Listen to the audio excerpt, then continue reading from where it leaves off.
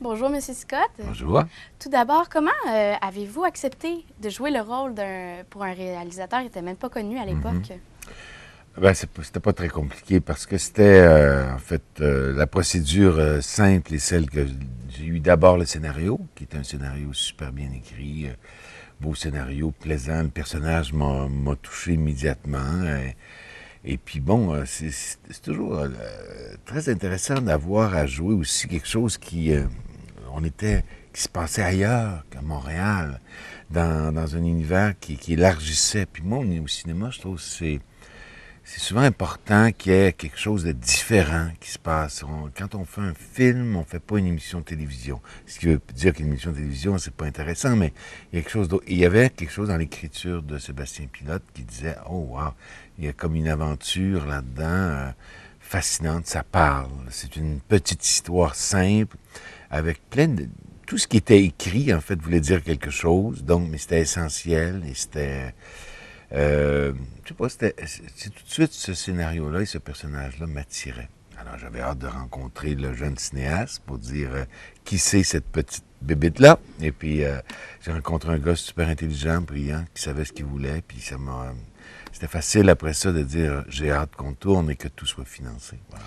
Et comment avez-vous fait pour interpréter Marcel Lévesque? Parce que justement, vous auriez pu très bien tomber dans la caricature du vendeur d'automobile. Alors, comment avez-vous fait pour vous préparer pour ce rôle-là? Ben, je pense qu'au départ, c'était pas écrit comme ça. C'était pas écrit d'une façon caricaturale. Puis bon, je pense qu'avec Sébastien, c'était pas sa volonté non plus d'aller là-dedans. Et, euh, et en même temps, moi, qui était intéressant dans ce film-là, c'était vraiment l'humanité, la chronique de cet homme-là, comment on le suit. Il y avait une dimension un peu plus grande que celle d'être uniquement je dirais, la caricature du vendeur, parce que ce qu'on a envie de connaître, c'est comment il vit ça. Ce qui est intéressant, c'est savoir, c'est que le travail, il prend toute la place, que c'est un vendeur, c'est parce qu'il vit avec ça, il aime ça, et de comment on peut vivre dans cette espèce de solitude, puis en même temps, lui, ce qu'il aime dans sa vie, c'est le travail, sa fille et son petit-fils, c'est tout ce qui existe. Puis après ça, donc les clients deviennent presque ses amis. Et sa vie, c'est une vie assez solitaire, un peu triste. Et c'est comme si cet homme-là a une vie personnelle un petit peu tristounette. Puis pourtant, quand on le voit avec son travail, il sait qu'il faut qu'il convainque les gens de vendre une voiture. Et finalement, c'est tout ce qu'il a appris à faire dans sa vie. Mais il veut bien le faire et le faire jusqu'au bout. Alors, c'est ça qui m'attire dans ce personnage-là, puis c'est ça qui était agréable à faire. Est-ce que vous lui ressemblez un peu à Marcel Lévesque?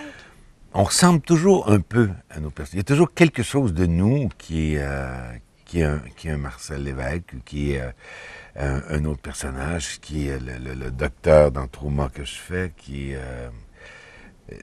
alors, chaque personnage a quelque chose de nous, bien sûr, parce que c'est nous la machine, on est l'instrument, on est... alors, sauf que, comme disait Stanislavski, ce grand russe au théâtre disait toujours, bon, il y a un si magique, hein? C'est toujours un personnage, on le joue en se disant, si ça m'arrivait, si j'étais un Marcel Lévesque, si j'étais vendeur d'auto et que je vivais dans la neige, et si arrivait ça, si j'avais une famille, j'avais perdu ma femme, si... Il y a toujours le si qui fait que tout à Toujours coup, ah, s'imaginer. si. Alors, et puis finalement, c'est quelque chose avec lequel on peut travailler quand on joue. Donc, c'est pour ça qu'il y a toujours une petite partie de nous là-dedans. Mais après ça, il y a l'écriture, il y a une construction de personnages, il y a des vêtements, une coiffure, tout ça, et une histoire. Voilà. Et puis, vous avez tourné à Dolbeau-Mistassini. Comment vous avez trouvé de travailler avec les travailleurs d'usine qui ont justement perdu leur emploi durant le film? Oui. Non, c'était troublant de voir que notre scénario était très, très proche d'une certaine réalité aussi, parce que pendant qu'on était là, en même temps, tout le contexte économique était dur, très, très, très difficile là-bas. Et on sentait que tout à coup, il y avait des entreprises qui fermaient. Le garage dans lequel on tourne et qui ferme a fermé réellement pendant le tournage. Et il y avait un restaurant, il y avait un bar. Alors, c'est comme si ça fermait pendant la période qu'on était là de plus en plus. Donc, c'est certain que tous les gens de l'usine pendant qu'on était là, c'était pas encore fermé, mais c'était une fermeture temporaire. Puis après ça, c'est devenu définitif. Et bon.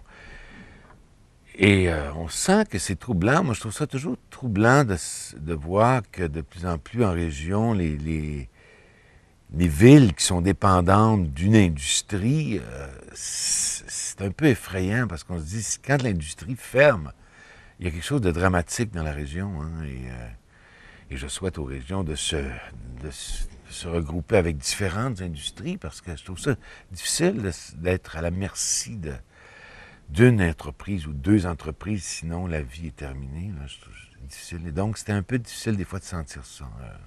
Et rapidement, comment vivez-vous avec tout le succès du film, avec toutes les bonnes critiques qui ressortent?